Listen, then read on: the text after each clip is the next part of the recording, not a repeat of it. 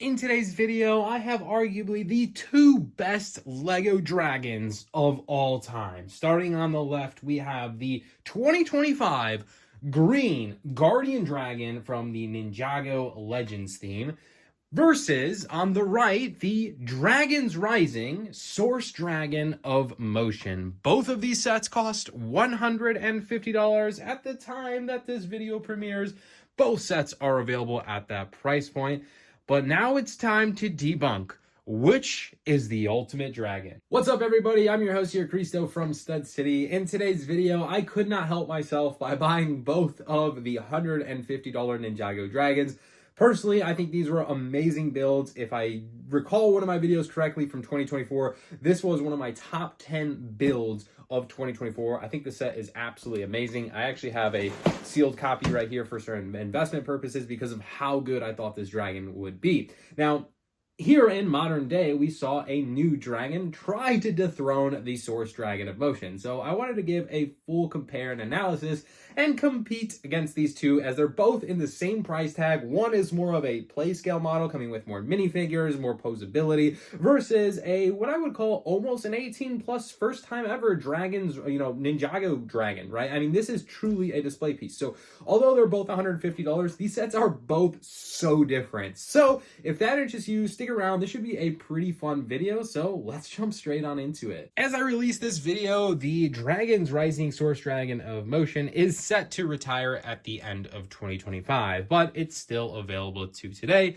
Should you buy it? Well, that's totally up to you and not the purpose of today's video. But I will say, judging from the box art, which I like to give a full diagnosis first, this one is themed around the Dragons Rising theme. You have a slew of minifigures, including Kai, Aaron, Wildfire, Lord Roz, Jordana, and on top of it, a wolf mask warrior. You can clearly see Lord Roz ringing the bell, similar to what we've seen inside the show for season 2 of Dragons Rising. If we rotate the box to the back, you'll clearly see an awesome scene of Kai and Wildfire and all these smaller dragons loaded around it. I think that's also playing to advantage, getting, I think, a total of 6 of those smaller little dragons.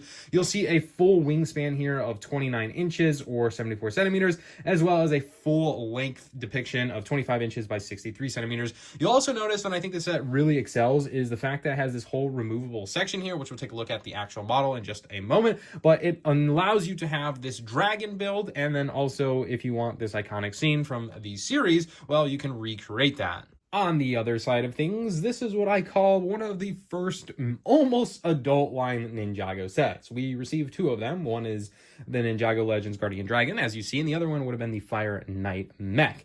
Now, this one comes with 1,650 pieces. It's got this beautiful illustration here that's covered art treatment. That's what it calls out. You'll notice that there's one single minifigure here, and it's Master Wu, who is exclusive to the set. And it's just this beautiful art cover of the Guardian Dragon. Almost looks like he's about to, well, fire out some kind of energy out of his mouth. I mean, this is truly a beautiful looking box and something so different that we really haven't seen from Ninjago ever before. So to see this in 2025 is pretty exciting. You'll also notice there's an exclusive poster inside, labeled here on the top right corner. You have the whole model depiction, and you can clearly see the dragon is not removable. It is just built up on this display stand, and it also gives you a total measurement, measuring in 19 inches height versus 21.5 inches with its wingspan.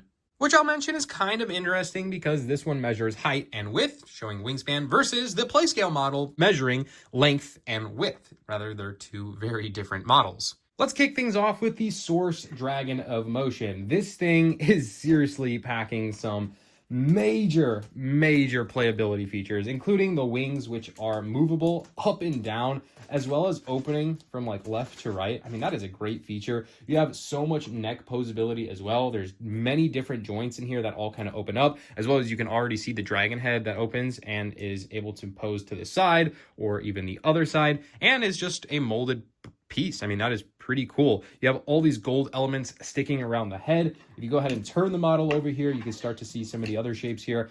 This is another cool feature with playing into the playability of the set. His whole like back section is movable. I mean, this is great. I mean, I know this is a play scale model, but I mean, the fact that you can display this set in so many different ways is just amazing. Like the Ninjago team did such a great job, literally hands down with this set. And then I guess some of the other features here are the legs are all on ball joints as well, so you could turn and move those however you like and need in order to display them. And then the last one here is the tail, having all of these different joint pieces. I actually knocked that one out there a little bit, but you're able to display it basically in any way that probably suits and best suits your desk in order to, properly display this in the mount room you're given. I think one of the coolest features though is going to be the fact that you have this whole section here where Lord Roz was ringing the bell, and it's got these little clamps you can kind of see here as I unhinge them. Pretty simple and straightforward, and you can remove this entire section, and then you'll also have to remove the chains as well. So in order to do that, you could literally just kind of pull them, or you could simply just unhinge it from this little Technic piece over here and remove that whole section. And I think this is what's definitely plays into the advantage of this set. So say you didn't want all that, or you didn't even watch Ninjago, you just want this cool red dragon and you didn't care about the minifigs. I mean, this set offers that. It's really like an all-in-one kind of thing. And like, man, look at the actual size of this set. I mean, this is huge. But now let's take a look at this set and compare it to, well, the new Guardian Dragon. Now, the wingspan is smaller by a total of 4 inches, which I don't think does it injustice. This set is just so different. It's not play scale at all. This is a model. This is something you display. And that starts all from the basis point of building this. This is literally built on a brick-built stand. I mean, you can see as we rotate the entire set around, it's built on all of these different plates. You have a nice fountain. You have Sensei Wu here outside of this almost like pagoda-like structure. And then we have the dragon. Now, the dragon is actually fixated on the rock mountain here, and you can see his legs are gripping on, like almost like he's holding on. As we work our way up, we see some posability in his arms. You're able to move them around, kind of display them in any fashion that you want. Same thing with the other arm as well as the shoulder pads move.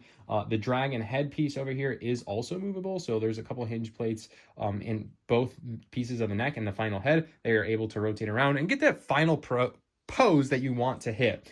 Same thing with the tail. There's a bunch of different hinge plates pieces back here that you're able to move it and kind of shape it around. I followed the instructions that just kind of had it loop around the rock piece and then finally around the tree, inside the tree roots. That way it kind of overhangs and for like a proper display. I think one big feature about this set in comparison to the Source Dragon Emotion is going to be the cloth capes for the wings. I think it's a pretty cool feature. They got a lot of texture and detail on them, even though you do see all the Technic pins here. I think it's an interesting take how we see that inside versus the Source Dragon Emotion. I'm just going to drag it over here for a second. These wings are plastic, and you only see the top of them really, unless you go ahead and fold the wings up, which is also a proper way to display it. I feel like that's not a bad look either, but just different, plastic versus the cloth. Another point to mention is that you can see this is a display piece and it's just sitting on a flat brick-built podium kind of thing.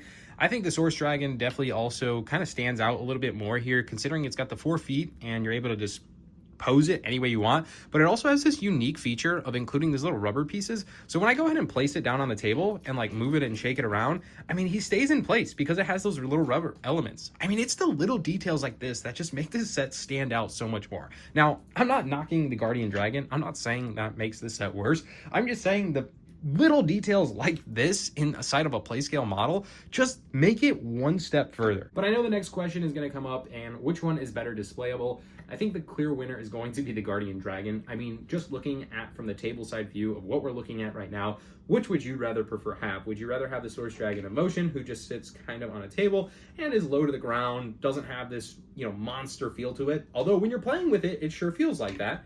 Or would you rather have this dragon, maybe that sits on a desktop, wings fully expand and has this menacing look over here on the top? And man, I think that is just a clear winner for the Guardian Dragon. So in reality, these are so completely different sets, right? We have the play scale model that's more along sort of like a fun play scale that's overly massive, that just stands out with plastic wings, just all the little nicks and crannies that just tick all the boxes and so much details, versus a set that's truly just built for kind of a display piece. Now, as far as value goes, I already mentioned it, but both of these Lego sets retail for $150, so there truly isn't really a gap of, well, this set's better because it's cheaper, so it's really basically the same there. Now, I will mention this one is retiring at the end of 2025, so if you watch that and are deciding on which set or model to pick up first, I always recommend the one that's retiring because it's subjective to increase in price because Lego discontinues manufacturing them, versus this set over here in the Guardian Dragon just recently came out early in 2025 and will probably be on the shelves for hopefully a few more years. So although I love both of these dragons and they both offered a extremely different and unique building experience, I know you're probably waiting for me to tell you the final deciding point, which dragon is better. And again, I'm always going to say it's opinion based, but for me, the winner is going to be the Source Dragon of Motion. Guys, this set, although it does not display as well, I think the build experience, the scale that it's built at, all the different little details, the features, the minifigures included, this is one of the coolest Lego dragons I've ever built and probably ever will. However, I don't want to discredit the Guardian Dragon here in any way or form. The iconic build here was so unique, it almost didn't feel like I was building a Ninjago dragon. And partially because, well, many of the Ninjago dragons that I've built in the past all have, posability, playability, all these features that move, hinge points, versus this set is so much different and beyond that. And it almost feels like more of an icon set. And I'm very happy for that because, well, it offered such a great experience. I had such a blast building it. But for being one of its kind, this is the best dragon. So I'm curious to see what you guys think in the comments below. Again, I'm going to mention it. Both of these models are fantastic in their own ways. Of course, I've enjoyed both of the builds. I actually bought both of these sets. So I'm curious to see what you think in the comments below. Aside from that, make sure to subscribe if you want more comparison videos in the future. Like today's video if you enjoyed it. And I guess from now, we'll see you in the next one.